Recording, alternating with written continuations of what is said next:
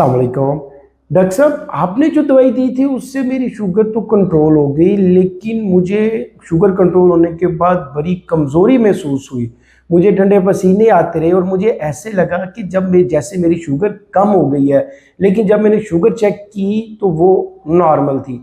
आइए हम देखते हैं कि ये क्या फिनोमेना है, ये क्या महसूस होता है, रिलेटिव हाइपोग्लाइसीमिया क्या है। आज हम इस चीज़ को देखते हैं। मैं हूं डॉक्टर सुहेल, आपकी सेहत का दोस्त, और आप देख रहे हैं मेरा वीडियो चैनल। अगर बात की जाए शुगर की, तो बहुत सारे मरीज जब हमारे पास आते हैं तो उनकी शुगर ज़्यादा होती है। उनकी शुगर को 400 होती है, 500 होती है, उनकी शुगर ज़्यादा होती है। तो जब हम उनको दवाई देते हैं तो उनकी शुगर कंट्रोल में आ जाती है, लेकिन उनको 2 हफ्ते के करीब अक्सर ये अलामत आती है कि डॉक्टर साहब, जब मेरी शुगर 200 पे आई, 200 के ऊपर आई, तो मुझे ऐसे लगा कि जैसे मुझे घबराहट होना शुरू हो गई है, मुझे पसीने आना शुरू हो गए हैं।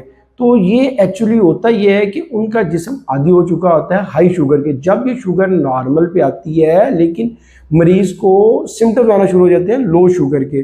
तो इसमें देखा जाए तो हमें मरीज़ को बताना होता है कि आप थोड़ा सा रिलैक्स रहिए। अगर बहुत ज़्यादा कम हो, इस तरह की शुगर आपको महसूस हो, तो कुछ खा लें। लेकिन ये अलामत वक़्त के साथ साथ ठीक हो जाती हैं। होता ये है कि अगले 2 से 3 हफ्ते जब आपकी शुगर मुसलसल कंट्रोल में रहती है, तो ये जो अलामत हैं ये खुद ही ठीक हो जाती हैं। आपका जिस्म आदी हो जाता है कि उसको उसको 200 पे या 140 पे, 130 पे वो आदी हो जाता है आपकी शुगर का। तो वे फिर अलामतें वक़्त के साथ साथ ठीक हो जाती है। तो लिहाजा अगर आपकी नॉर्मल शुगर के ऊपर आपको इस तरह की अलामत आए, तो ये रिलेटिव हाइपोग्लाइसीमिया हो सकता है, जिससे ये अलामत आ सकती है।